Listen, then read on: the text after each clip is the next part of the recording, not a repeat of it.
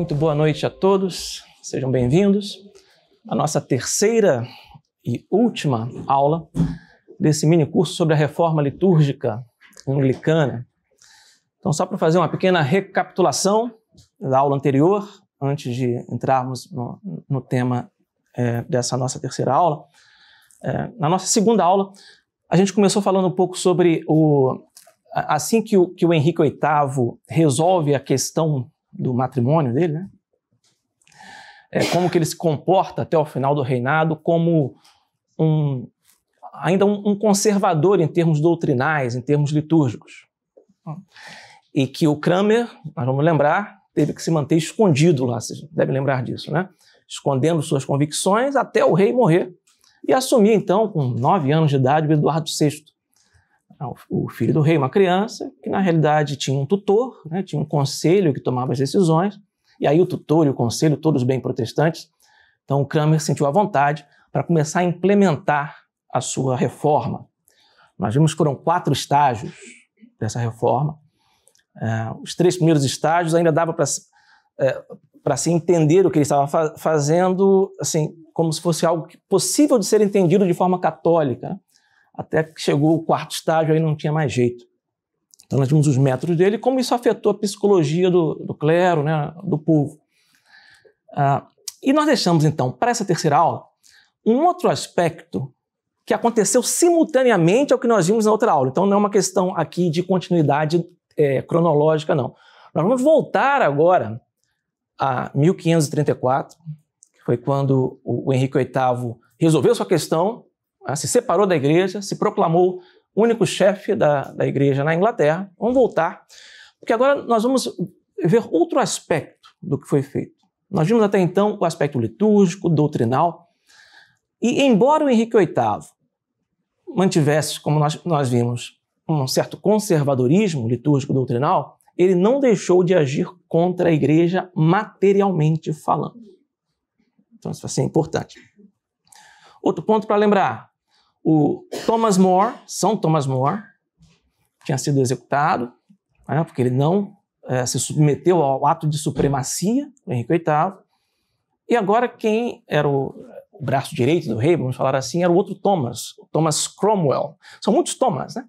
Thomas Cranmer, Thomas More, Thomas Cromwell, que, pelo que ele fez no período que ele foi, então, esse braço direito do rei, ficou conhecido como o martelo dos monges. Só para vocês terem uma ideia. Por que será que ele ficou com essa alcunha, com esse apelido de martelo dos monges? O que acontece? Nós temos que entender assim, o processo de conversão da Inglaterra ao catolicismo começou com um monge beneditino. Outro Thomas. Só que São Tomás da Cantuária, que foi enviado no final do século VI por São Gregório Magno para converter os anglos, né? Converter os ingleses. Então, a tradição monástica na Inglaterra, quer dizer, a Inglaterra começou católica com monges. Imagina assim, um número. Quantos mosteiros? São Tomás da Cantuária era beneditino, mas não pensemos apenas em mosteiros da ordem beneditina, mas quantos mosteiros você imagina, assim, uma ordem de grandeza que deveria haver na Inglaterra no século XVI, na época que tudo isso está acontecendo? Imagina um número aí na sua cabeça. Eram 428 mosteiros. Pensa na ilha, né? Na Inglaterra, assim. 428 casas religiosas existiam naquela época. Como é que a gente sabe desse número? A gente só sabe desse número pelas ações que o Thomas Cromwell tomou junto a Henrique VIII em relação a esses mosteiros. E que ação foi essa? Era uma época complicada em termos de dívidas da coroa. O Henrique VIII estava devendo muito, envolvimento em guerras, questões da corte. E o Thomas Cromwell, então, viu como o fato de Henrique VIII ser agora o líder supremo da igreja, então, peraí. Então, todos os bens da igreja são da coroa agora, não é? Então, eles, logo em seguida, 1535, 1534 foi a resolução da questão, né? Agora o Henrique VIII é chefe da igreja da Inglaterra. Em 1535, Thomas Cromwell dá uma ideia, o rei aceita. Olha, nós precisamos fazer estamos preocupados com a situação dos mosteiros aqui na Inglaterra. Estamos sabendo que tem alguns abusos, comportamentos não adequados para monges. Então, eles programam visitações. Escolhem comissários leigos que vão visitar esses mosteiros.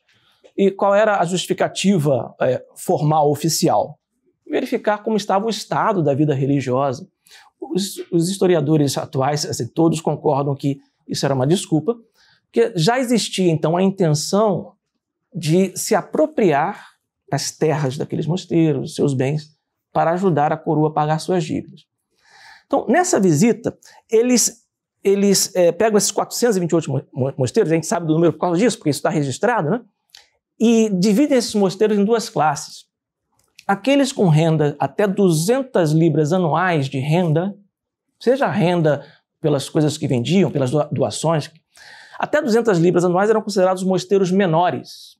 Então você tinha um grupo de mosteiros, 244 eram esses mosteiros menores, e os outros 184, os chamados mosteiros maiores, né? Uma renda maior, com mais posse.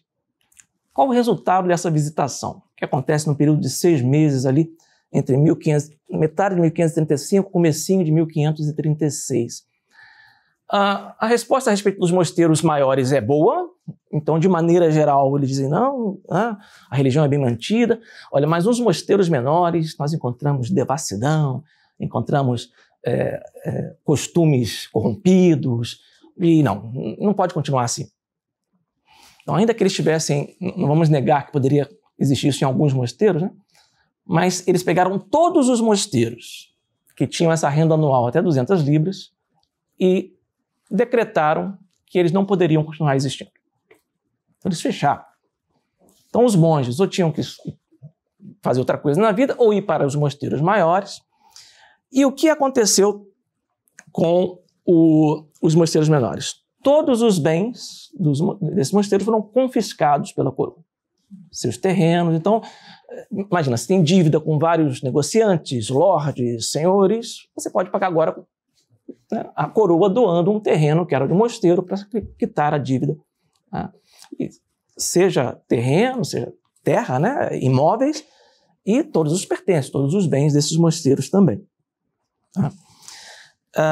Veja, isso teve um impacto na vida do povo, né? Você imagina quem vivia em torno daquelas propriedades, daqueles mosteiros, vendo os mosteiros sendo fechados, os monges sem ter para onde ir, tendo que procurar os mosteiros maiores. Ocorre uma primeira revolta no norte da Inglaterra, nos condados de Lincoln e York, que ficam a norte. Vamos lembrar que Londres, né, fica no sudeste da Inglaterra, no norte da ilha. Então, alguns católicos se levantaram, porque apesar de não haver diferença ainda no culto, veja, não tinha mudança nenhuma ainda na missa, sob Henrique VIII, né? Mas eles vendo que o rei tinha se proclamado chefe da igreja da Inglaterra, começou a atacar os mosteiros e desfazer esses mosteiros.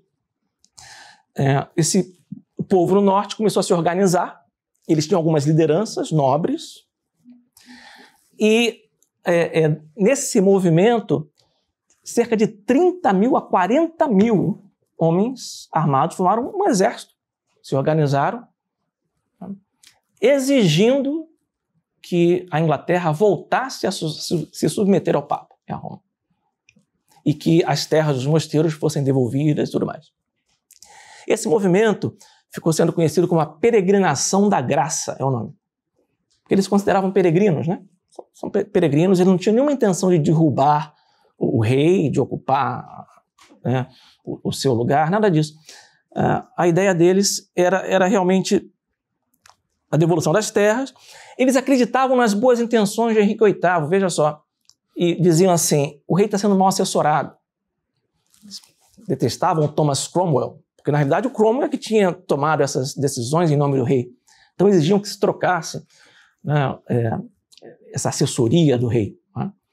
Isso se tornou uma ameaça muito grande, porque O que a coroa conseguiu reunir em termos de exército para enfrentar esses quase 40 mil homens foi um exército de 8 mil apenas. Então eles estavam numa desvantagem enorme. Isso vinha do norte. Qual foi a saída do rei diante dessa situação? Desvantagem numérica, se enfrentasse uma guerra, iria perder, quais seriam as consequências?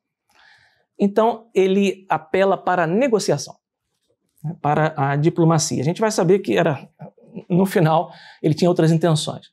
Mas ele manda um legado para conversar com os líderes. O que vocês estão pedindo? O que vocês querem? Eles apresentam essas demandas. Não, anotem essas demandas. Eles levam isso para o rei. O rei fala, não entendemos muito bem. Por favor, podem mandar alguns representantes aqui para Londres, né, para que nós possamos então conversar. Quer dizer, se mostrou disposto a conversar. E como a ideia desses revoltosos não era derrubar o rei, e como eles acreditavam na bondade do rei, eles, então tá bom. Vão até lá, eles apresentam suas questões, são bem tratados, voltam para o norte, falam, o rei ficou de ver as nossas demandas e tudo mais, e o que acontece com aquele movimento?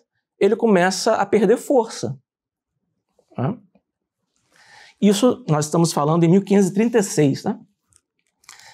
No comecinho de 1537, explode uma outra revolta pequena numa cidade, e é a chance, então, que o enviado militar do rei tem, né? Era um duque lá da região, que tinha sido encarregado de resolver a questão. Então ele suprime aquela pequena revolta, que não tinha o apoio da grande maioria da massa, né, dos peregrinos da graça, e utiliza aquilo como desculpa para prender os líderes da insurreição original. E aí prende, e aí aquele tratamento que eles dão aos traidores, né? Eles são levados são presos, são julgados e condenados sumariamente e são todos executados. E assim acaba essa tentativa, uma primeira tentativa, que vem do norte, na peregrinação da graça. E veja, era o que a gente pode dizer hoje, né? Era o que o Cromwell estava esperando para tomar ações contra os mosteiros maiores. Por quê? Eles acusam, então, os abades, os monges, de darem apoio à peregrinação da graça. Eles só tinham dissolvido os mosteiros menores. Agora não, agora ele tem a justificativa para dissolver os maiores também. Então ele se volta contra os mosteiros maiores. Então, os 100 e tantos ainda que existiam são também confiscados, e se os abades se recusam a ceder, eles são devidamente executados e enforcados e pendurados na porta do mosteiro para o pessoal saber o que aconteceu. Isso aconteceu pelo menos com 3 abades beneditinos. Tem o registro de terem sido enforcados por não cederem de bom grado, né, o seu mosteiro para a coroa. 1538, 1539, mais um passo. São abolidas todas as ordens religiosas na Inglaterra. Então, 1000 anos depois de que São Tomás da Cantuária, né, um monge, evangelizou e trouxe a fé católica para a Inglaterra, por um decreto do parlamento, não existe mais. A última abadia que caiu foi em 1540. Então foi a última abadia católica na Inglaterra. Então veja, o nosso conservador em termos doutrinais e litúrgicos era um inimigo da igreja. Então não adianta, não podemos nos iludir com Henrique VIII. Mas Henrique VIII morreu em 1547, vamos lembrar. Então, imagina, se você tinha o rei, então, naquele momento, ainda com essa mentalidade católica em termos de doutrina e de liturgia, mas já atacando a igreja em seus bens, podem imaginar o que começa a acontecer com Eduardo VI. Eduardo VI, vamos lembrar, 9 anos de idade, cercado ali de protestantes. Então, esse padrão de apropriação dos bens da igreja, ele vai continuar. Os mosteiros já tinham sido encampados. Em 1547, quando assume Eduardo VI, ocorre o chamado Ato das Fundações. mas nós precisamos entender o que era uma fundação. Em inglês, a palavra não tem nada a ver com fundação, né? Em inglês é chantry, S-H-A-N-T-R-Y. Mas por que a gente chama de fundação? Aqui no Brasil, em português, é assim que se chama. Imagina que você é alguém que tem algumas posses, tem terras, onde você cobra aluguéis, né? Ou tem alguma empresa, né? Alguma fábrica de alguma coisa, é um comerciante. E se aproximando da morte, você tem o seu testamento, né? E você escolhe deixar uma parcela dos seus bens para a igreja. Mas de que maneira? Você, por testamento, isso é um hábito que se desenvolveu na Inglaterra. No Brasil, a gente vê isso também no Nordeste, no início do século XVIII, XVII. No Brasil, você também tem isso, as fundações. Você deixa, num testamento, uma parte ou toda a sua herança para um padre, para que esse padre celebre missas pela sua alma, com algumas condições. Ele vai ter que usar esses recursos, então ele vai receber os seus rendimentos, vão para esse padre, para esse grupo de padres. Geralmente está associado a um pedido que ele financie uma escola, né, ou um hospital, e constrói-se então um altar, chamado altar de fundação, nessa escola, nesse hospital, onde continuamente, diariamente, são rezadas missas pela alma do falecido que doou aqueles recursos para aquela escola, para aquele hospital, né, para aquela obra. Então, você tinha, no século XVI, 2.374 fundações na Inglaterra. Seja em colégios, seja em hospitais, seja até em altares laterais em igrejas. Você tem a igreja principal da cidade, e quando morreu alguém importante, alguém com dinheiro, ele doou uma parte da herança dele e construiu-se um altar, que é o altar de fundação. Esses altares muito embelezados, com obras de arte, né, com materiais valiosos, também em termos de metais raros, né, ouro, tudo mais, prata. Ora, ainda é uma época de necessidade de saldar dívidas, né? Na época do Eduardo XVI, até por questões de guerras em que a Inglaterra estava envolvida. Então, o Cromwell, não mais o Cromwell, né? Porque só uma notícia aí lateral, né? O Cromwell, ele vai cair depois da insurreição do Norte, né? Da peregrinação da graça, porque vão achar que ele não tinha que ter negociado, que ele foi fraco. Então ele acaba sendo destituído, executado por traição. Era realmente uma profissão perigosa você ser auxiliar do rei naquela época. Então já não era nem mais o Cromwell, era outro chanceler na época, né? Mas qual era o propósito, então, de suprimir as fundações? O ato de fundações foi isso. Um decreto falando assim, olha, a partir de agora, essas 2.374 fundações, elas serão suprimidas, não existirão mais. Com que propósito?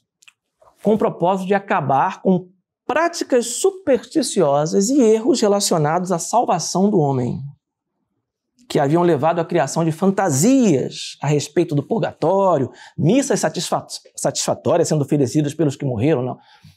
Então vamos lembrar que aqui já é a mentalidade protestante, né? Nós estamos sob Eduardo XVI. Essa era a justificativa formal, oficial, para suprimir as fundações. A prática das fundações estaria espalhando a superstição sobre a existência do purgatório e que você poderia rezar por almas do purgatório. Poxa, e o que fazer com todos esses bens, não é? Todas essas 2.000 e tantas fundações? Não. O rei passaria então a usufruir dos bens, propriedades, joias, pratarias, ornamentos, terrenos, colégios, hospitais, que pertenciam antes às fundações. Então foi mais uma etapa de enriquecimento da coroa à custa dos bens da igreja.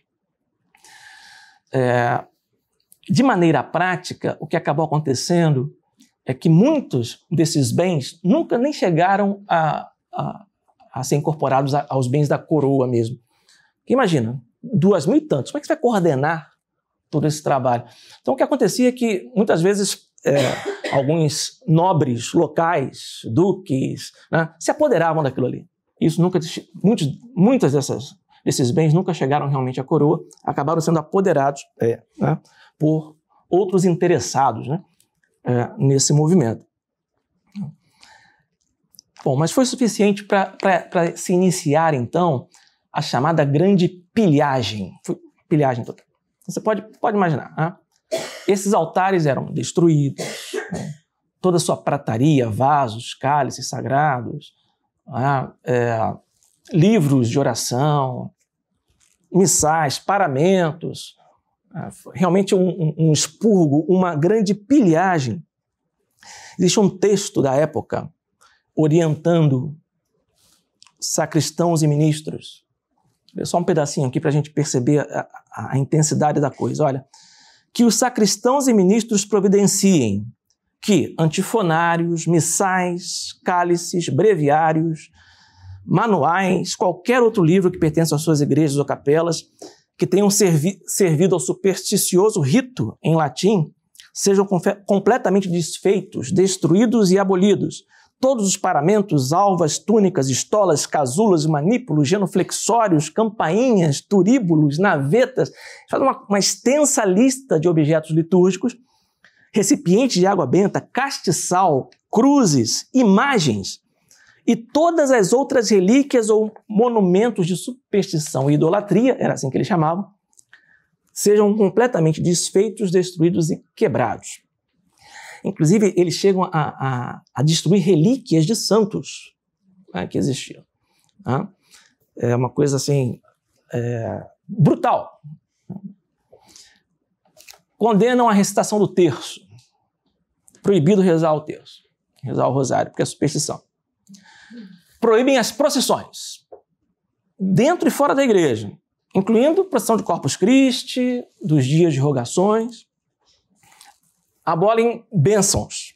Nada de bênção de vela no dia 2 de fevereiro, tá? Nada de bênção de cinzas na quarta-feira de cinzas, nada de bênção de ramos no domingo de ramos. Isso é proibido. Para quê? Qual é a intenção declarada? Para que não permaneça qualquer memória dessas imagens em paredes, janelas de vidro, em qualquer outro lugar. Que o clero exorte os seus paroquianos a fazerem o mesmo dentro de suas casas. Destruição completa. Nem os vitrais sobraram, né? Em algumas igrejas no continente europeu, na Suíça, na Alemanha, onde houve também esse quebra-quebra, né? Essa pilhagem, pelo menos eles deixaram os vitrais belíssimos, né? Obras de arte. Na Inglaterra, não. Nem isso. Bom, então foi realmente uma pilhagem. E aí, imagina, o povo vendo isso tudo acontecer, tá? Começando lá com Henrique VIII, com os mosteiros, se propagando com Eduardo VI, as fundações sendo destruídas, os hospitais, colégios, alguns simplesmente deixaram de existir, né? Alguns sobraram, outros não. Houve uma reação. Aqui nós já estamos há 10 anos da peregrinação da graça, tá? A peregrinação da graça foi lá em 1537, Henrique VIII ainda. Aqui nós já estamos em 1547, são 10 anos depois. Em 1549, aí lembrando da aula passada, foi quando o Cranmer promulgou o primeiro livro de oração. Não sei se vocês vão lembrar, os que assistiram a outra aula. Onde ele mudava o rito da missa, mas ainda chamava de missa, lembra? Com algumas omissões, não era herético declaradamente, então poderia ser encarado de maneira católica, mas era em inglês e tudo mais. O que acontece? E vocês lembram do esforço que os bispos, alguns bispos e padres faziam para interpretar aquilo de maneira católica? Essa sutileza teológica que está na mente do clero, ela não é encontrada facilmente no meio do povo, né? O povo simples, às vezes, vê muito mais claramente o que está acontecendo do que aqueles que têm subterfúgios teológicos. Não dá para interpretar isso aqui de maneira católica. Não, o povo vê o latim desaparecer, né? Vê as cerimônias da missa mudar, vê mosteiros sendo destruídos, vê fundações sendo demolidas. Chegou uma hora que isso estourou. E estourou aonde? Depois que você consulta o mapa da Inglaterra, só para se localizar, se você olhar para o mapa da Inglaterra, você vai observar, você olhando de frente assim, para o mapa, que na parte de baixo, à esquerda, né, para vocês, assim, ó, a sudoeste da Inglaterra, existe uma península. Vocês vão observar isso. Tem um pedacinho assim que sai. O finalzinho daquela península, que parece um chifre, é chamado Cornualha. É o nome daquele condado, Condado de Cornualha. Cornwall, em inglês. Depois da Cornualha vem outro condado chamado Devon. Isso vai ser importante para a gente. Mas eu só queria localizar geograficamente. Imagina, né? Uma ilha, a Inglaterra, e a península saindo ali, Cornualha e Devon. Sudoeste. Londres está aqui, ó, a sudeste. Isso vai ser relevante para entender um pouquinho o que aconteceu. Esses dois condados vão ser importantes para nós. Certo? O livro de orações de 1549, que a gente estava comentando, foi uma gota d'água. Né? Foi uma gota d'água para aquele povo. Em Devon, que é logo depois ali da Cornualha, né? A cidade principal se chama Exeter. E-X-E-T-E-R. Mas existe uma vilazinha que na época tinha 500 habitantes. Tá? Uma pequena vila, e é interessante que isso está registrado, né? Então a gente consegue reconstruir o que aconteceu ali.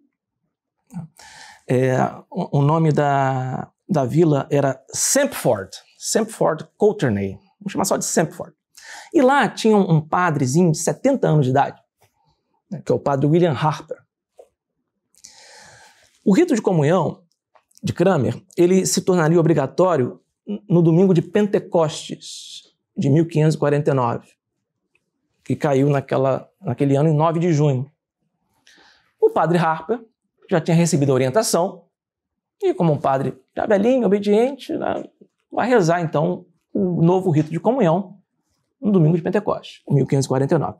Mesmo porque, se ele se recusasse, primeiro, se um clérigo se recusasse a usar o livro, seria multado com a suspensão dos seus rendimentos por 1 ano. Certo? 1 ano sem receber nada da igreja, não, da coroa, porque agora a coroa que é dona dos bens da igreja. Pelo segundo descumprimento, ele perderia todos os seus rendimentos pelo resto da vida e seria preso por 1 ano. Na terceira desobediência, prisão perpétua. E os leigos? Qualquer leigo que atacasse o livro ou procurasse um padre para celebrar qualquer outra forma de culto, seria multado em escala crescente. No terceiro descumprimento, perderia todas as suas posses, até os leigos, não podia nem criticar. Bom, o padre Harper celebra, então, no domingo de Pentecostes, o livro de oração de Cranmer. Os paroquianos estavam lá presentes. Muito bem. Terminou a missa ainda, o rito de comunhão, né? Os paroquianos se reúnem e chegam à conclusão de que não gostaram da ideia, não. Segunda-feira da 8ª de Pentecostes. Imagina, né? 7 horas da manhã, um pouquinho antes, o padre Harper está se paramentando para celebrar a missa. Aí chega um grupo de paroquianos. Padre, que missa que o senhor vai celebrar? Meus filhos, em obediência à lei, eu vou celebrar o rito novo, né? Não, padre, o senhor não vai celebrar o rito novo. Nós queremos a nossa missa. Em latim. Conversa vai, conversa vem, o padre é convencido. A gente não sabe o quanto ele estava concordando não com aquilo, mas o fato é que ele não celebra o rito de Cranmer, ele celebra o rito Sarum, que é a missa tradicional na Inglaterra, né? Muito bem. E começa a celebrar a missa nos demais dias. A notícia começa a se espalhar, certo? E em outras vilas e cidades, lugarejos do condado de Devon, os padres começam a fazer a mesma coisa. A coisa começa a se espalhar. Vai se espalhando. As paróquias de vezes então seguem o exemplo dele. Naturalmente, a notícia se espalha e isso chega a conhecimento do governo, né? Que tinha seus representantes nos condados, né? Lembra a cidade, não vou chamar de capital, porque acho que não era assim que eles chamavam, né? Mas Exeter era o centro do condado de Devon, né? é a maior localidade, é a maior cidade. E ali estavam, então, os representantes da coroa, foram então alertados do que estava acontecendo. Entre eles, o que ficou encarregado de resolver a situação foi um nobre chamado Sir Peter Carew, C-A-R-E-W, né? Carew, protestante. Então tem que resolver isso, que história é essa? Nesse condado está sendo celebrada a missa em desobediência ao que foi instituído no primeiro ato de uniformidade, né? 1549. Não pode. Tem que fazer alguma coisa. Tentaram negociar, enviaram emissários, teve confusão, teve briga, teve até morte. Briga, né? O pessoal passa do limite. E aí, na época, então, Eduardo VI era o rei, e vamos lembrar que quem era o tutor dele era o tio dele, né? Outro Eduardo, né? Edward Seymour, que era o duque de Somerset. Vamos chamá-lo só de Somerset. Então, o Somerset escreve uma carta em nome do rei, é o rei que assina, mas é o Somerset que escreve, para esses revoltosos. E quando você vê a carta, você vê, é a mesma estratégia utilizada na peregrinação da graça. Vamos negociar. Olha só um trechinho da carta. Então já estava uma confusão ali, né, no condado. E aí diz o rei, ou Somerset, né, utilizando aí a sua função de tutor. Abre aspas para ele. Estamos dispostos a aceitar que o que ocorreu até agora foi feito mais por ignorância do que por malícia. E mais por motivação de algumas pessoas maldosas e insignificantes do que por alguma má vontade que nossos amados súditos tenham em relação a nós ou a nossos procedimentos. Portanto, a pedido de diversos senhores que humildemente pediram em favor dos revoltosos, perdoamos-lhe pela presente todas as contendas, as ofensas ocorridas até agora. Contanto que vocês aceitem esses nossos novos ritos, né, que foram feitos, afinal de contas, para o bem de vocês. Veja, isso é uma coisa... A primeira reação do Somerset, né, e dos membros do conselho, e do próprio Cranmer, foi de não acreditar. O que está acontecendo? Como é que esse povo não aceita? Eles estavam convencidos de que o que estavam fazendo era melhor para o povo. Tem um historiador protestante que fala assim, né? Afinal de contas, os ritos, eles têm de ser entendidos pelo povo, né? E precisam se tornar congregacionais. As pessoas têm de passar de meros espectadores focados em suas devoções particulares, passar a ser participantes ativos do que está acontecendo. Como é que esse povo não entende que isso que está sendo feito é para o bem deles? Bem típico de revolucionário, né? É uma elite que decide o que é bom para o povo, que o povo tem que gostar. E se o povo não gosta, não foi a decisão dos líderes e dos pensadores que estava errada, não. É o povo que tem que se colocar no seu lugar. Então foi nessa linha a carta do rei, né, do Somerset, tentando contemporizar e dando uma chance para eles. Só que esses homens, diferentemente dos da insurreição do norte, né, da peregrinação na graça, eles não estavam dispostos a conversar, não. Então eles não aceitam. Começam a ocupar cidades já muito próximas a Exeter, que era a cidade central, e já se começa a configurar ali quase um sítio, né? Uma cidade sitiada por rebeldes. Uma dessas cidades, que fica a 8 milhas de Exeter, já estava tomada pelos rebeldes, a cidade de Crediton. Então o Sir Peter, vendo que não conseguia negociar, parte para lá para atacar essa cidade de Crediton, consegue expulsar os rebeldes de lá, fazendo como, né, eles estavam refugiados, as casas eram com telhados de palha, então ele incendeia a cidade. E aí os rebeldes fogem. Ele não, Sir Peter, ele não consegue acabar com a revolta, porque, na realidade, os revoltosos eles fogem, a cidade fica destruída, e a coisa só fica abafada. Só que esse incêndio dessa cidade vai servir para animar ainda mais, né, exaltar ainda mais os ânimos do povo do condado de Devon. E aí acontece um outro fato também, que é quase anedótico, é uma coisa pequena, mas que serve como um exemplo, né?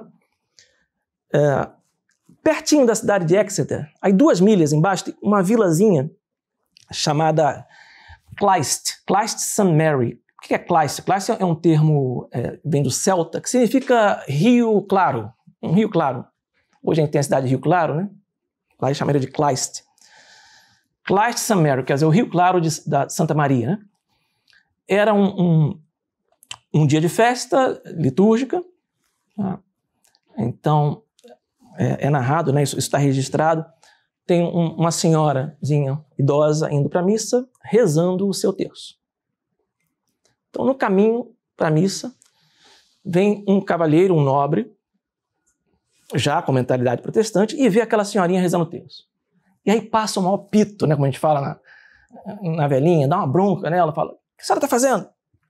A senhora não sabe que os tempos estão mudando?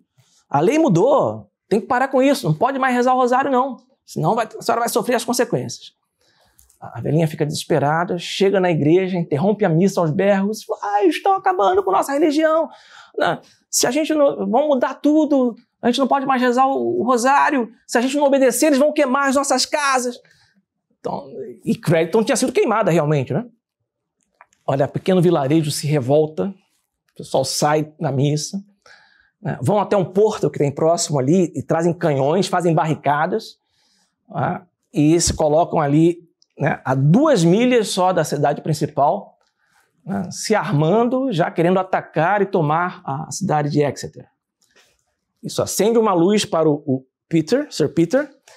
Ele tenciona combater e aniquilar também, como ele fez na outra cidade, só que aí ele se surpreende. Por quê? Ele tem notícia que 10 mil homens estavam vindo da onde? Da Cornualha. Lembra da Cornualha? Que é do lado, por isso que eu quis mostrar geograficamente ali, né? Do ladinho de Devon. Os cornualeses também tinham sabido do que estava acontecendo em Devon, estavam se juntando àquela insurreição, que por ser ali no sudoeste, ficou conhecida como a insurreição ocidental, né?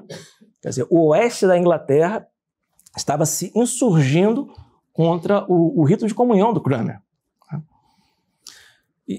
E os cornualeses tinham mais um motivo para detestar aquele rito inglês. Eles não falavam inglês. Eles falavam córnico, que é um dialeto. Hoje em dia, tem 2 mil pessoas que falam isso no mundo.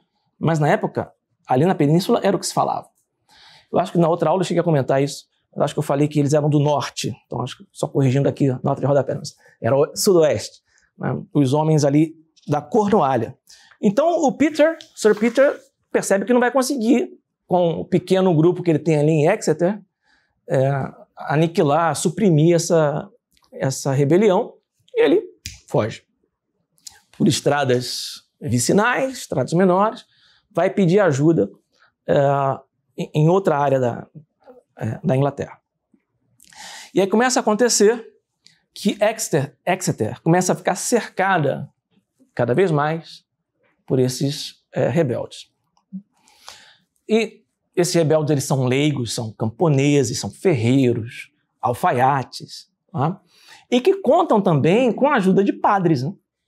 Os padres que, né, percebem que, assim, eles estão lutando por quê? Pela religião católica, pela missa, né? Pela missa que eles conheciam. Um desses padres, vale a pena mencionar, chamado padre Robert Welsh, começou a atuar como capelão, né, desses rebeldes, rezando missa para eles e tudo mais. Ele tinha uma igreja em Exeter, chamada Igreja de São Tomás. Ele se junta aos rebeldes para auxiliá-los espiritualmente e também tenta conter um pouco a fúria desses rebeldes, né? O padre Welsh é que evita que o destino de Exeter seja o mesmo destino de Crediton. Quando os revoltosos pensam em queimar a cidade, esse padre se coloca e fala: não façamos isso. Vamos fazer tudo o que a gente puder por meio de política, força, até lâmina de espada, né, para tomar a cidade. Mas eu me juntaria a vocês, vou dar o meu melhor, mas queimar uma cidade e assim fazer mal a todos os homens, não fazer bem a nenhum, isso eu não permitirei. Mas ficarei aqui e resistirei com todas as minhas forças. Assim, se vocês vierem nesse sentido, eu vou resistir contra vocês.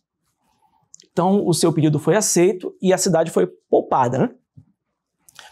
Enquanto isso, esses homens se organizavam e eles fizeram uma lista de demandas para o rei. O que eles queriam? Mais uma vez, a grande fraqueza dos rebeldes da insurreição ocidental vai ser a mesma dos da peregrinação da graça. Eles não estavam ali dispostos a derrubar o rei. Eles só queriam a religião deles de volta. Mas eles reconheciam que o rei tinha autoridade sobre eles. Então veja, que situação. Se você pensar, né, se aqueles revoltosos lá da peregrinação da graça, 40 mil homens, contra um exército de 8 mil, eles poderiam tomar o governo. Mas não era isso que estava na cabeça deles. Isso foi a principal fraqueza deles. Vai acontecer algo parecido aqui com os nossos camponeses de Devon e da Cornualha. Eles fazem pedidos. Então eles dizem assim, olha, cláusulas demandadas por nós, habitantes de Devonshire e da Cornualha, dispersos por diversos campos, a leste e a oeste de Exeter. Quer dizer, estavam cercando Exeter. Veja que interessante o que está sendo pedido por eles. Primeiro, queremos todas as regras e decretos santos de nossos pais observados, mantidos e realizados. E quem se colocar contra eles será por nós considerado herege. Segundo, queremos as leis de nosso soberano senhor e rei Henrique VIII concernente aos 6 artigos. Vocês vão lembrar da segunda aula que a gente falou do chicote de 6 pontas do Henrique VIII?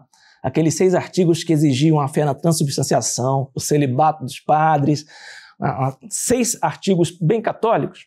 Queremos isso de volta. 3, queremos a missa em latim, como era antes, e celebrada pelo sacerdote, sem qualquer homem ou mulher se comunicando com ele. 4, queremos o sacramento colocado sobre o altar principal, o que nos indica que já tinha sido removido, onde será cultuado como deve ser. 5, queremos pão bento, água benta, ramos bentos, cinzas bentos, como costumava ser. 6, não reconheceremos o novo rito, porque não passa de um jogral de Natal. Olha só. Um jogral, né? Para quem não está acostumado com o termo. Um jogral é aquela peça, uma pecinha, um poema que é declamado em coro, né? Eu tenho a fala que é a minha, o Leonardo tem a dele, então eu falo a minha parte, ele fala a dele, eu falo a minha parte, ele fala a dele. O rito do Cranmer era assim. Não era o padre celebrando a missa, tem que ter participação do povo. Não, a gente não quer, isso é um jogral de Natal, isso não é missa.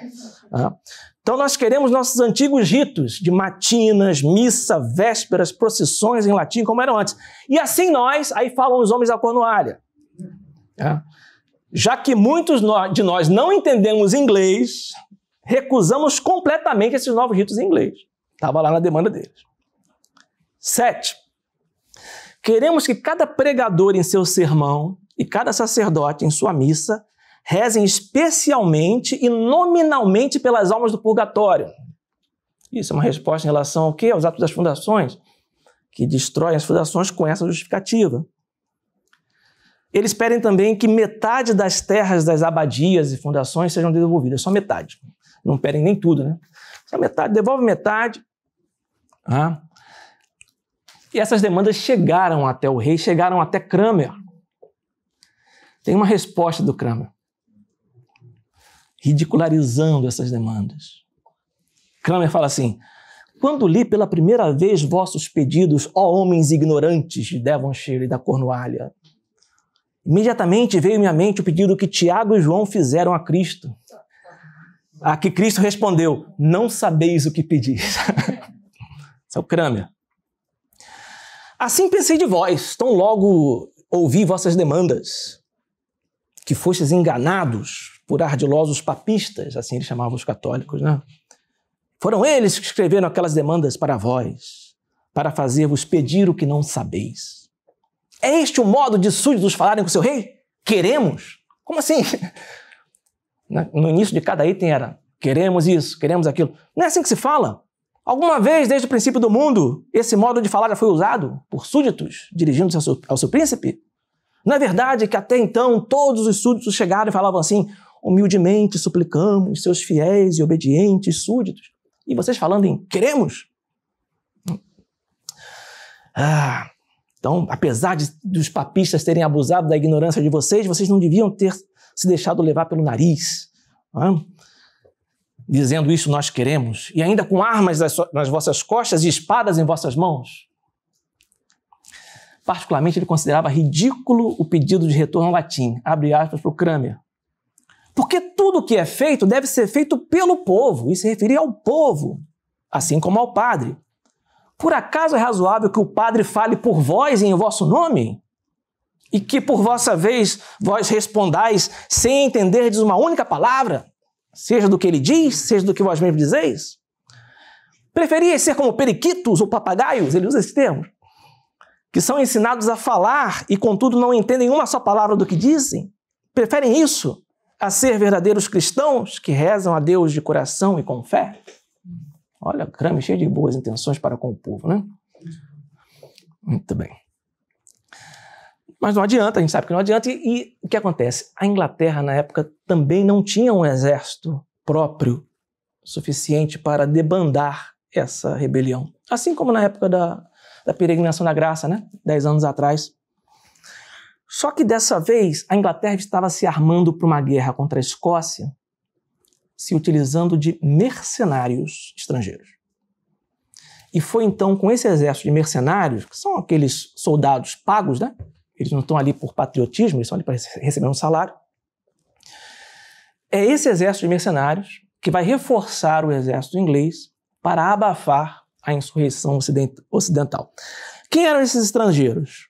Italianos, espanhóis, alemães, muitos deles católicos, que não entendiam a natureza desse conflito, e que foram então ali recrutados como bons mercenários, recebendo um salário para atacar outros de seus irmãos católicos que estavam ali defendendo a missa e a religião católica.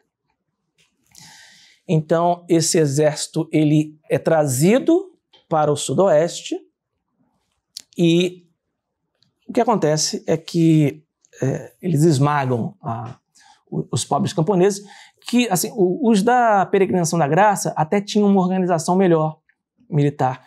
Esses camponeses da insurreição ocidental tinham muito boa vontade, né?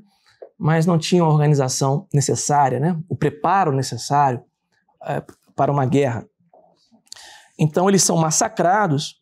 Mais tarde, quando esses mercenários católicos descobrem o que eles fizeram, muitos ficam tão angustiados que buscam absolvição, né? Em confissão. Então, diante dessa fraqueza de organização e de recursos, eles são massacrados.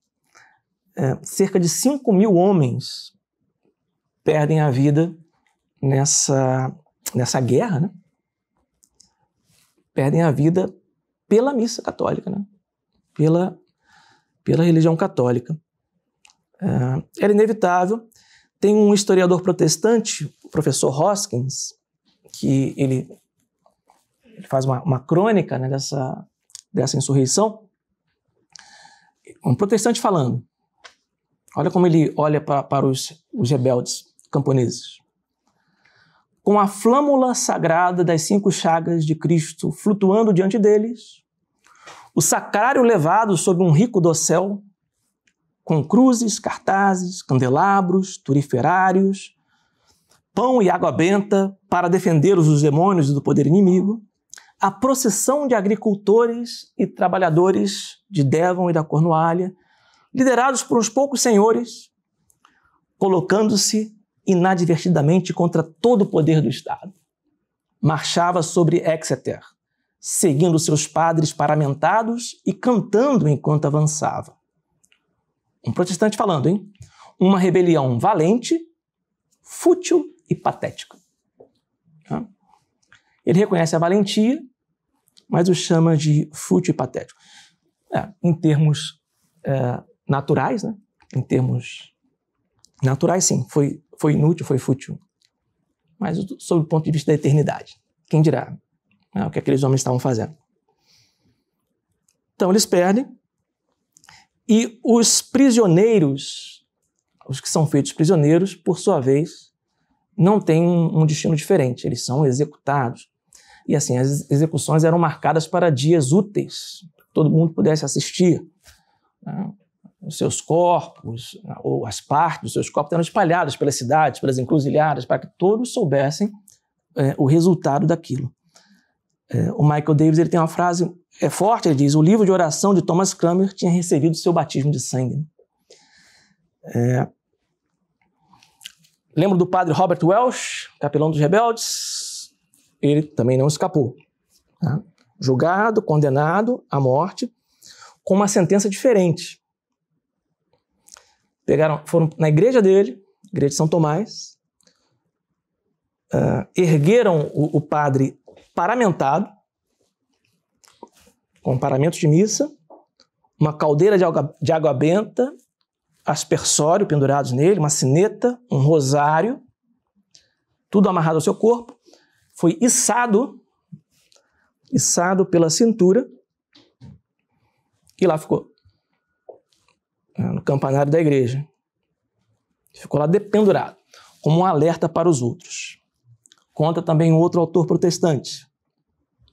Caminhou para o seu fim com um silêncio insolente, e lá foi pendurado, até que as roupas apodreceram e os corvos o reduziram a um esqueleto, enquanto lá embaixo, na igreja de São Tomás, a ordem reinava, e um novo vigário rezava a liturgia em inglês.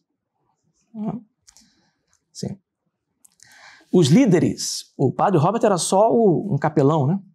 Os líderes foram levados para Londres e receberam também uma sentença especial.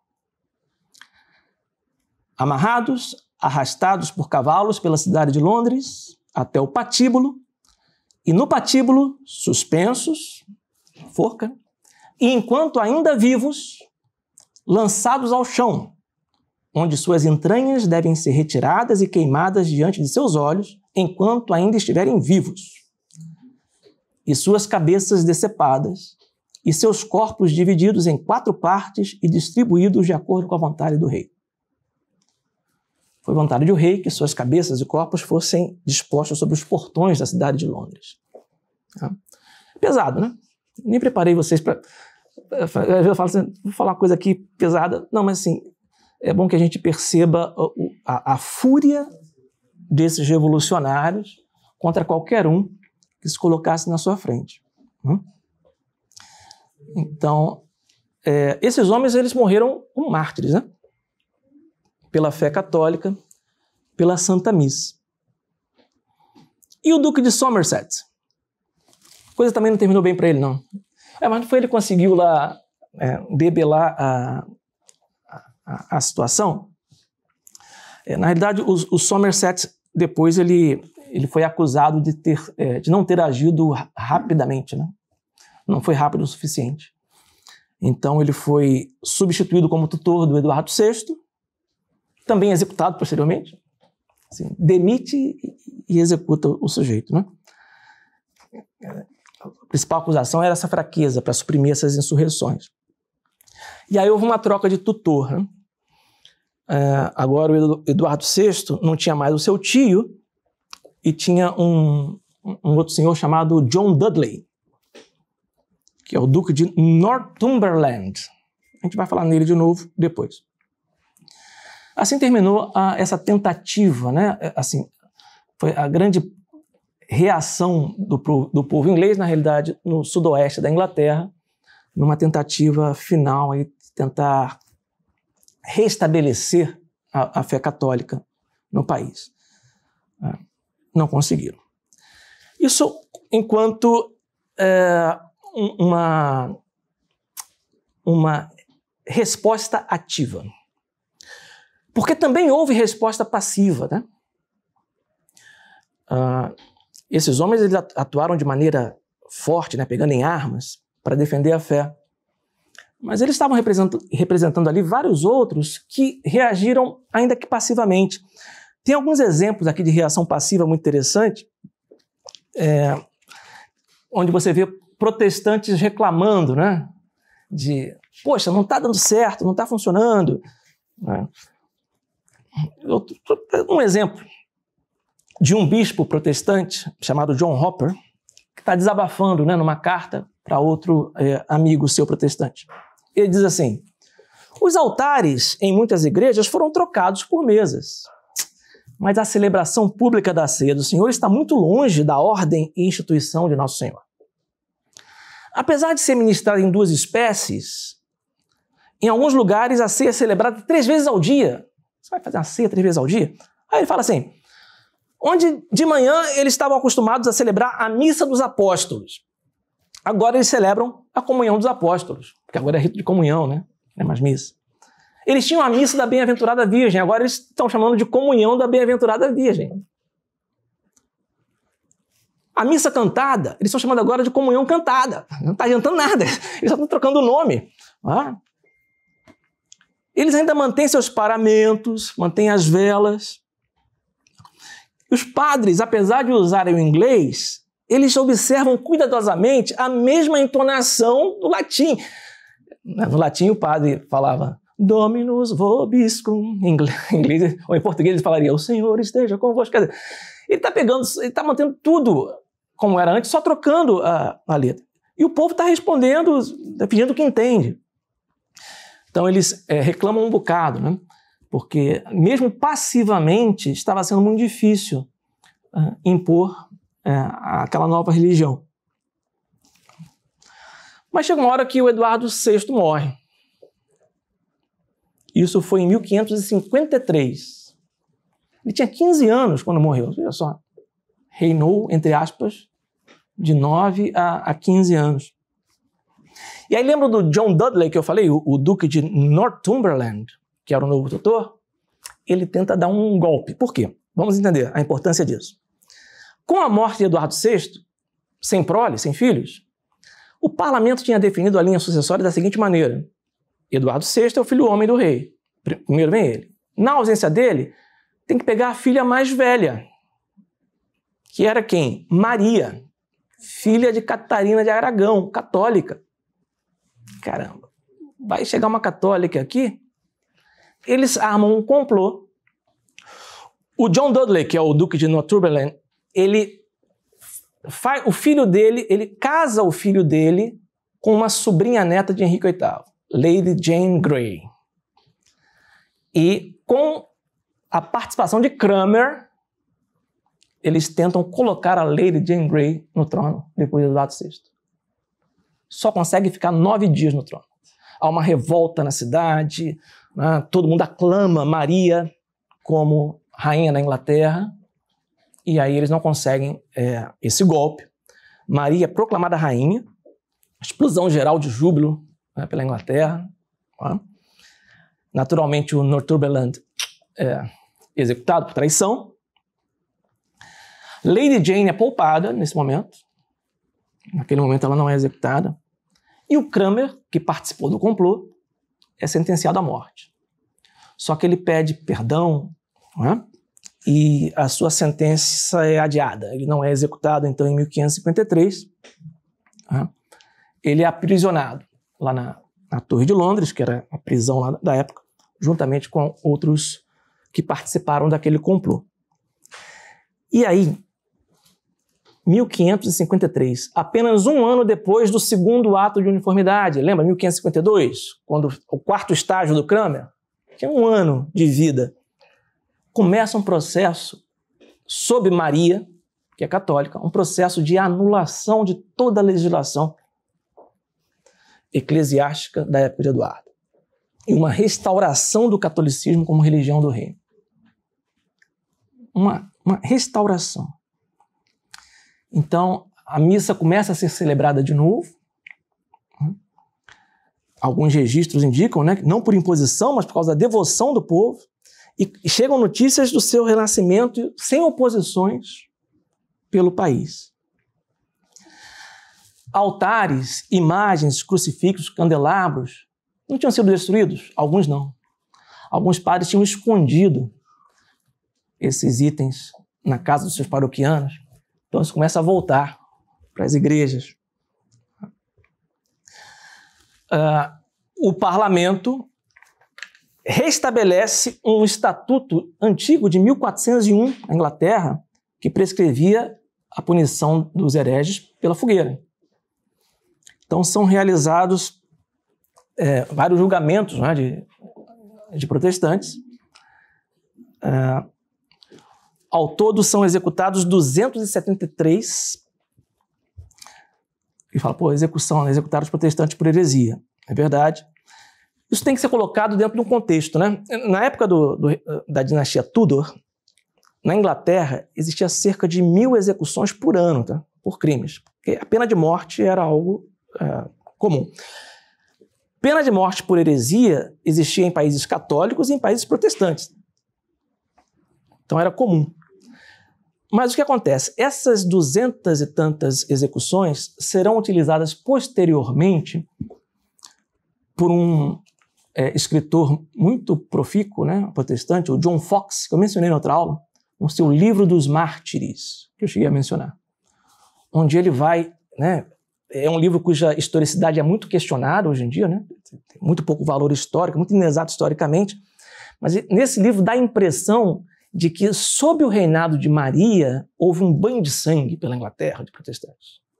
Na realidade, o número, assim, em proporção com que a Inglaterra vinha, 1000 execuções por ano.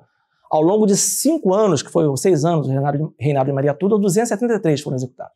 Em termos proporcionais, a gente tem que levar em conta. Mas para o John Foxe, não. E ele apelida a rainha de Bloody Mary. A Maria Sangrenta, que é um alcunha, um apelido que entrou na cultura, tem até drink com esse nome, né? Fazer um Bloody Mary à base de suco de tomate, um drink que parece que é muito bom. Mas assim ficou conhecida a Maria Tudor por causa do Livro dos Mártires, do John Foxe. Então isso é interessante a gente ver o efeito cultural, né? Vamos lembrar, esse livro, nos séculos que seguiram, passou a ser o segundo livro mais lido da Inglaterra, depois da Bíblia, o Livro dos Mártires. Então veja como a mentalidade do povo inglês foi formada de maneira anticatólica por causa disso. Não foi só isso.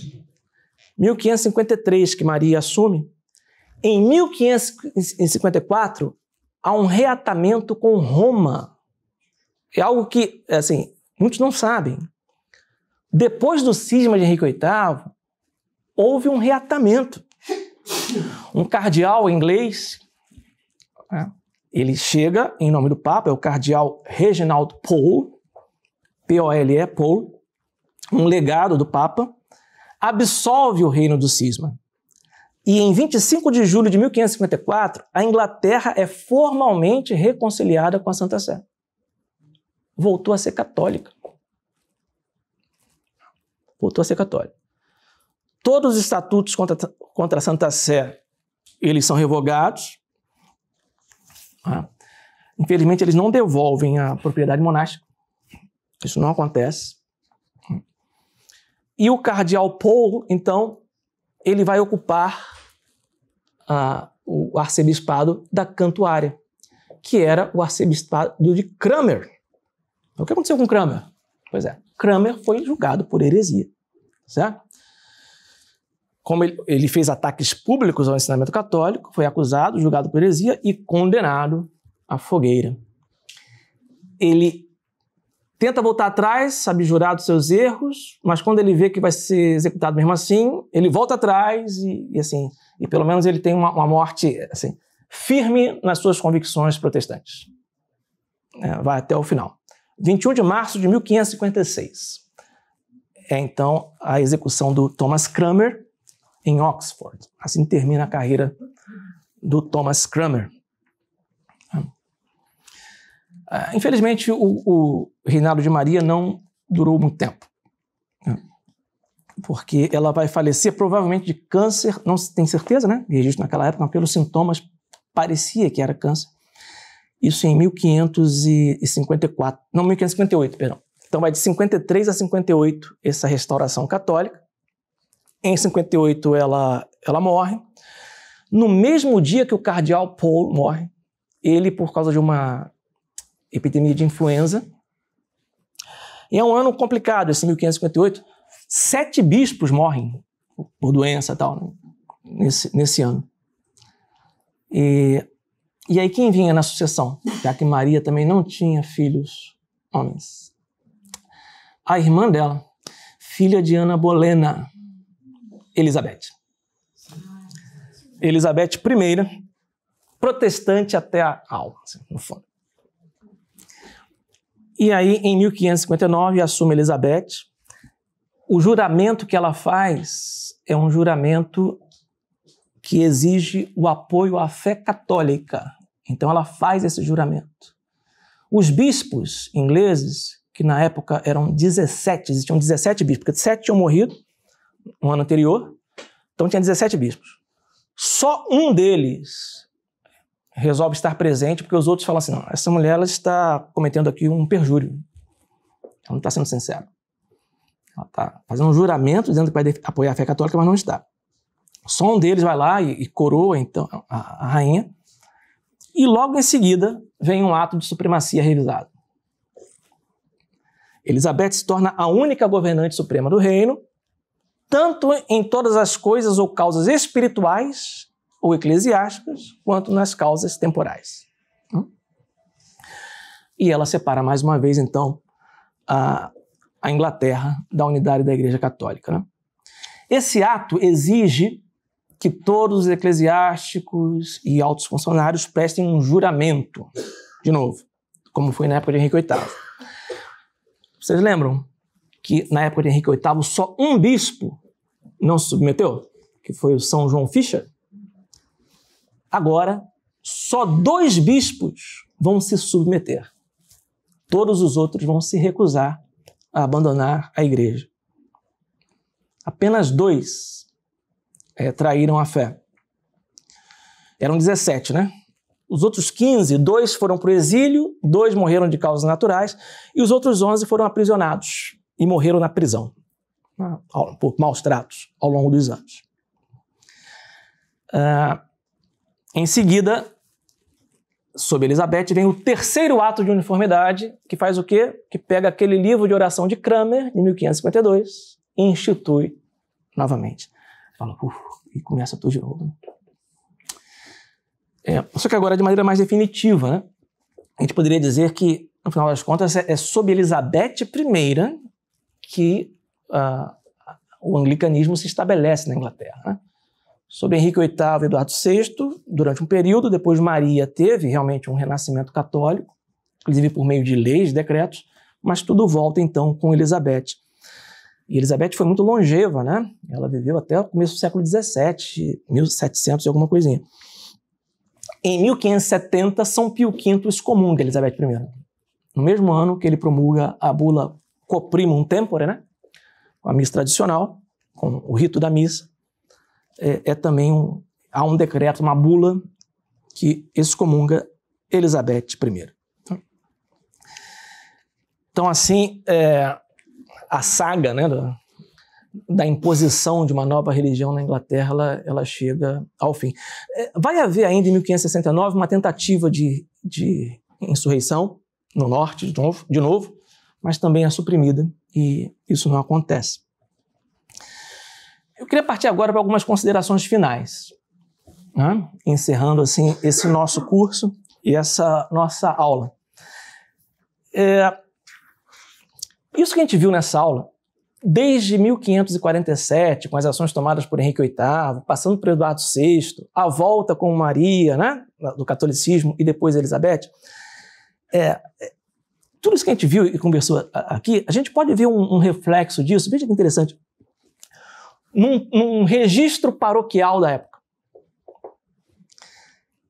Uma cidadezinha de Devon, onde um padre Christopher, que foi vigário por 53 anos na mesma igreja. Então ele foi pároco, o vigário dessa igreja em 1520, na época que Henrique VIII ainda estava sendo condecorado como defensor da fé, certo? Antes do cisma. até 1573, já no reinado de Elizabeth. Só alguns pontos que os historiadores pegam no registro paroquial desse lugar, assim, politicamente insignificante, né? Um vilarejozinho, né? Um padre de paróquia lá está fazendo o seu trabalho e não tem nada a ver com o que está acontecendo lá fora, não tem intenção nenhuma de deixar a igreja e de perverter a sua fé. 1547, foi o ano da morte de Henrique VIII. Aí no registro lá, eles estão comprando novos paramentos pretos para as missas de finado, de Requiem. Estão comprando lá em Exeter, na cidade central. Na mesma época, a cruz principal da igreja foi restaurada, as imagens foram limpas, tudo está registrado lá. Aí, final de 1547, tem um registro lá.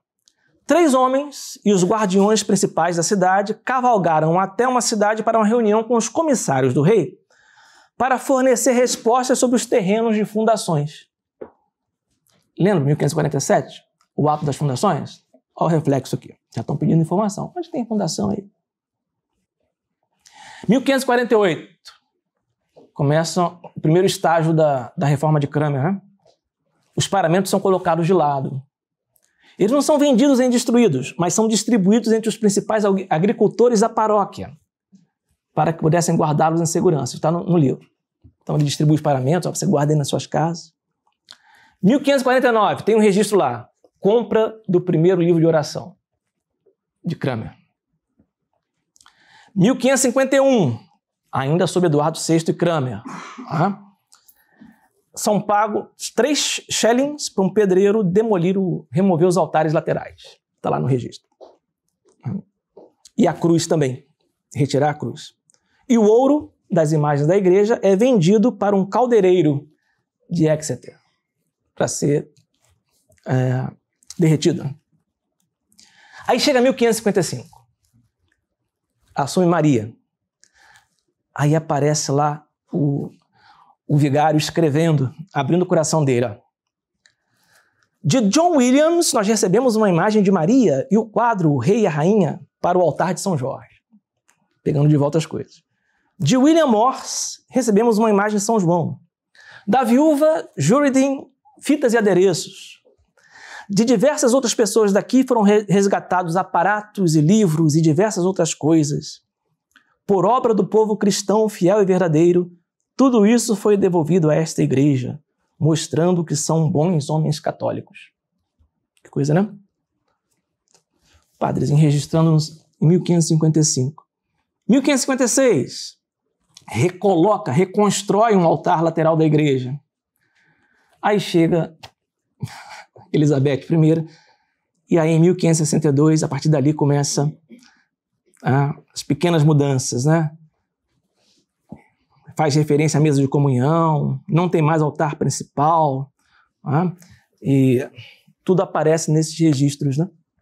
De paróquia, mais de meio século, né? Um padre sofrendo todas essas mudanças, todas essas coisas. Isso me lembra a história desse padre, né? Padre, a gente sabe o nome dele, né? Mas no longínquo século XVI, né? Uma cidadezinha na Inglaterra, isso me lembra um outro padre, o Padre Antônio.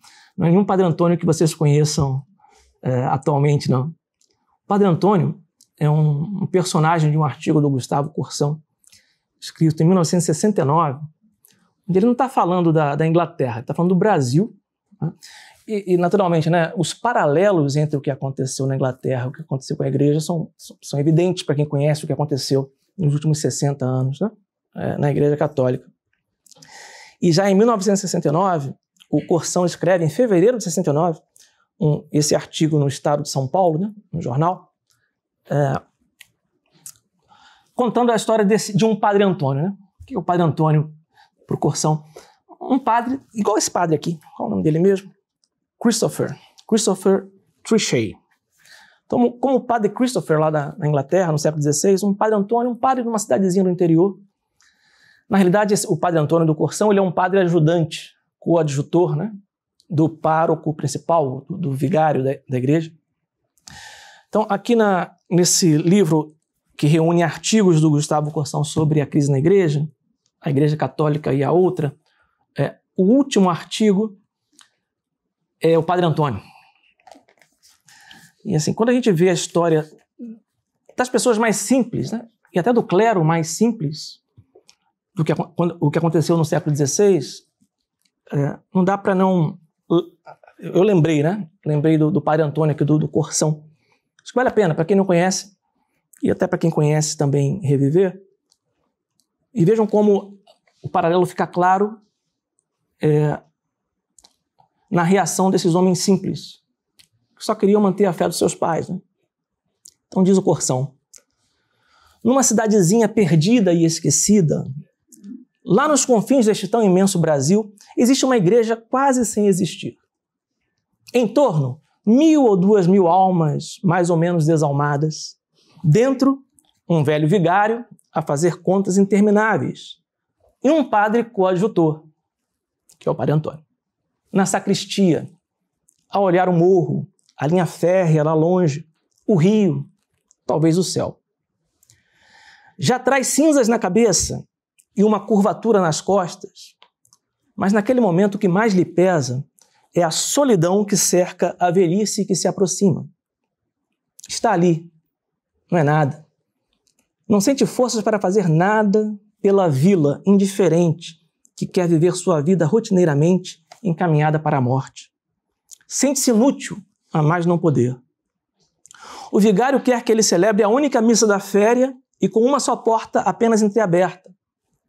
Precaução, aliás, inútil, porque ninguém mais aparece nas missas do dia de semana.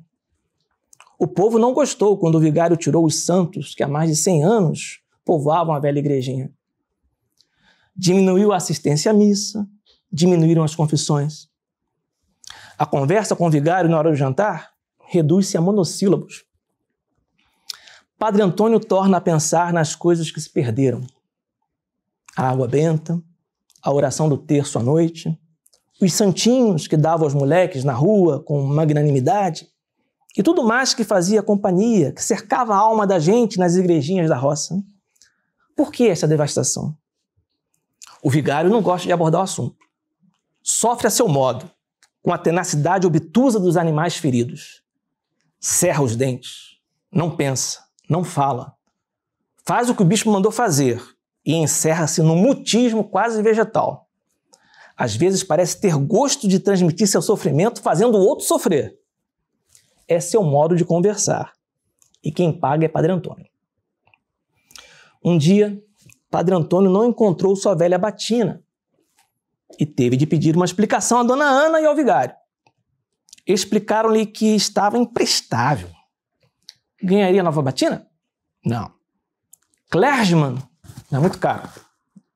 Padre Antônio deveria comprar na loja do João Mansur umas calças de lonita e 2 camisas de esporte. E é com esta roupa pobre que Padre Antônio agora se debruça na janela e consulta o infinito. Pobre, pobre Padre Antônio. Ele nunca foi propriamente vaidoso e preocupado com a roupa que haveria de vestir, como aconselha Nosso Senhor. Mas essa história da batina doía-lhe ainda como se estivesse em carne viva, como se lhe tivessem arrancado a pele. E o pior é pensar que é com esta roupa por baixo, essa roupa de rua, esta roupa sem bênçãos, que deve celebrar a Santa Missa. Disseram-lhe que era mais prático usar uma só alva por cima do traje esporte. E esta alva não era mais daquelas antigas, rendadas e compridas. Padre Antônio não queria as rendas para si, já que era desgracioso e escuro.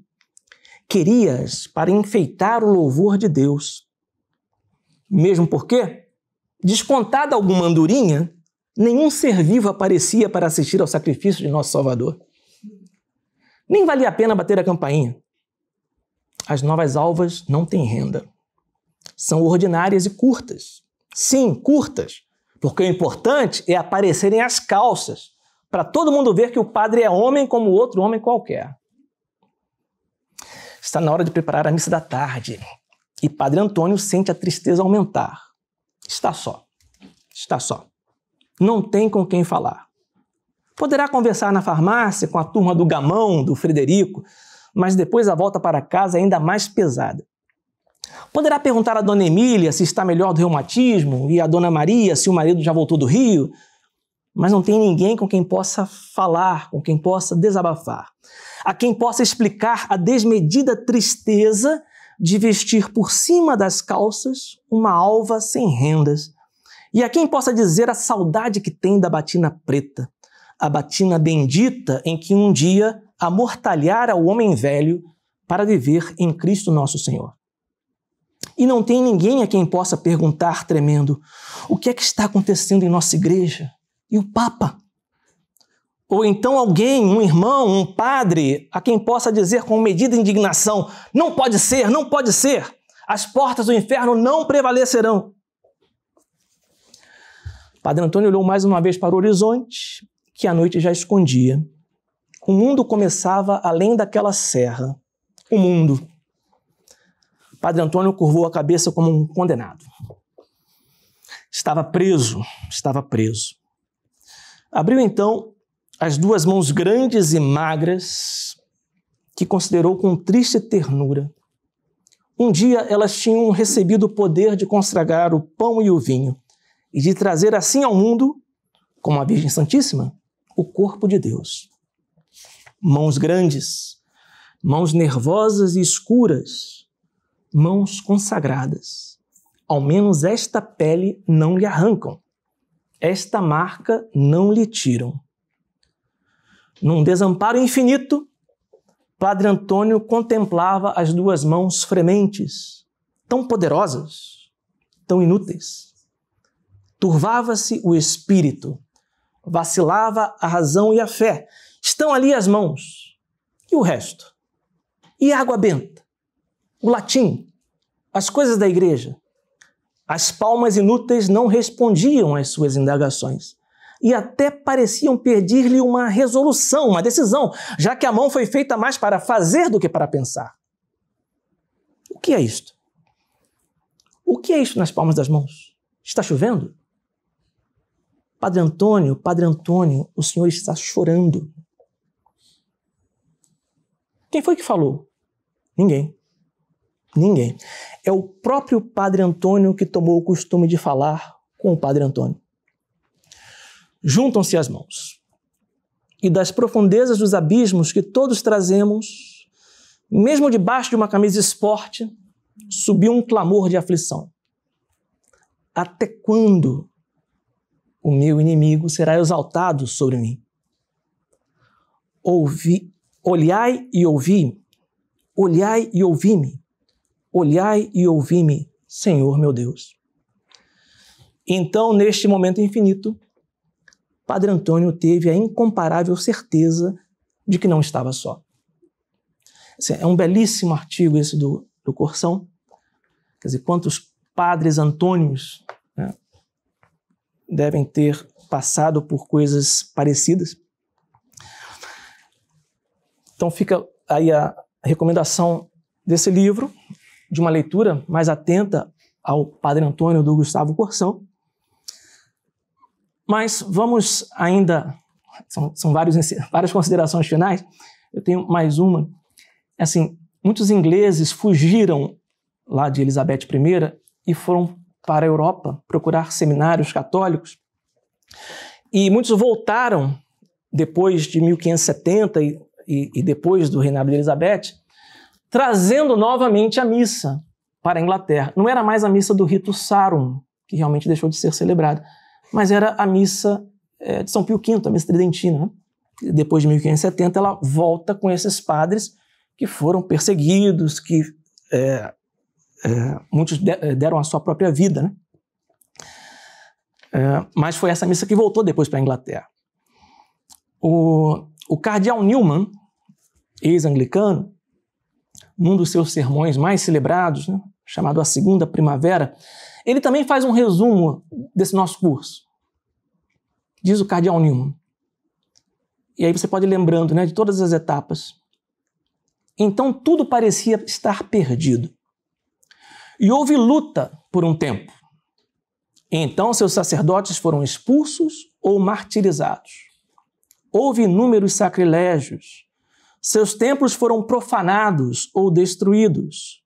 Suas receitas foram confiscadas por nobres cobiçosos ou esbanjadas pelos ministros da nova fé. A presença do catolicismo foi completamente removida, a sua graça renegada, seu poder menosprezado, seu nome, exceto por uma questão de história, quase completamente desconhecido. Já não havia igreja católica no país.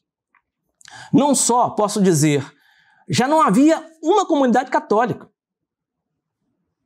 mas uns poucos adeptos da velha religião, movendo-se silenciosa e tristemente como memoriais de algo que um dia havia existido. Os católicos romanos, não uma seita, nem mesmo um empreendimento, como os homens o concebiam, mas um mero punhado de indivíduos que podiam ser contados como os grãozinhos de areia do grande dilúvio, encontrados pelas esquinas e becos e porões e sótãos ou nos recantos do país, removidos do mundo populoso em sua volta e nebulosamente vistos como através de uma névoa no crepúsculo, como fantasmas passando para lá e para cá pelos grandes protestantes senhores da terra. E aí o Michael Davis ele resume e diz: esse resto menosprezado possuía um tesouro que os outros consideravam com tanto desdém, né? Eles possuíam a missa de sempre. Essa missa que foi descrita pelo padre Frederick Faber como o que há de mais belo deste lado do céu. Essa era a pérola, então, que eles tinham guardado. Os vitoriosos tinham as igrejas e as catedrais, construídas para a celebração da missa tradicional. Mas os vencidos tinham a missa. E era a missa que importava. Muito obrigado.